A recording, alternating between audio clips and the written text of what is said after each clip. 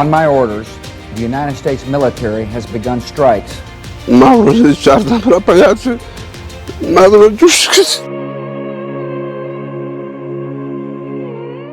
کې دونه پیښې شوي دونه جنایتونه شوي دي د امریکایانو له طرفه چې بیخي تر حد زیات جنایتونه شوي دي.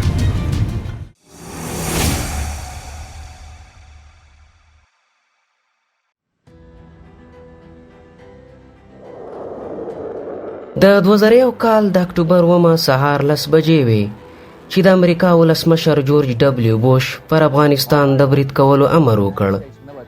جورج ډبلیو بوش په خپلو خبرو کې د یاد برید په اړه داسې وویل: On my orders, the United States military زما د امریکا پوځ ته امر دادی چې د القاعده په تربیوي مرکزونو د طالبانو د حکومت په تاسیساتو برید وکړي. دا کړنه په احتیاط او په پوره دقت سره پلان شوې ترڅو افغانستان له ګډوډۍ وساتو. دا عملیات د ترهګرۍ د مخنیوي لپاره په لاره اچول شوي دي. and to attack the military capability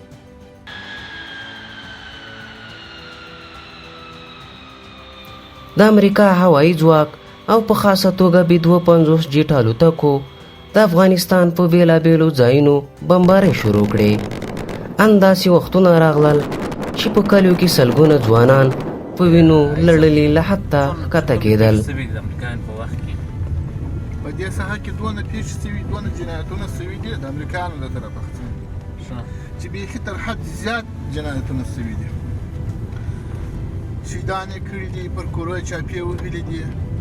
حتی د مخامخ سره چې معلومېږي د غټ شنغزۍ چې دي دلته یو نفر خټې کولې د دغه ډامبره څخه یې په شکا وویشتې لاندې د بامه څخه واسو شهید شو.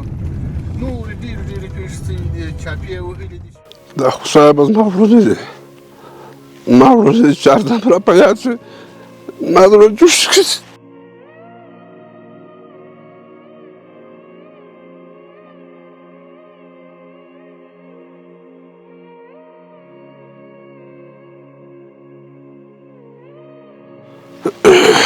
دوه نفره شهیدان شوله او اوله پله کټاره ودروله. په هغه کې 4 نفره او 5 نفره سره ټپیان شوله. نو بیا هغه بوتله ته امرجنسي ته. او بله خبره دا وه چې دا دوی اوله پلراله د طالبانو ورسره جنګ شو.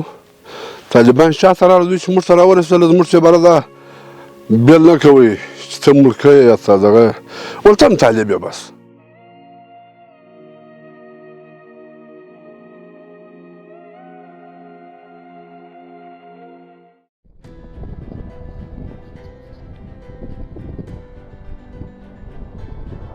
امریکا او متحدینو یې ځمکني او هوایي عملیات ترسره کړل چې د افغانانو خپل نظام اسلامي اماراتي ړنګ او امریکا د خپلو لاسپوڅو لپاره موقته اداره رامنځته کړه او دوی پرې راټول کړل. تر 2004 کال پورې موقته اداره وه، خو کله چې لومړی انتخابات ترسره شول نو امریکا د دغه ادارې لپاره حمید کرزی ولسمشر وټاکه.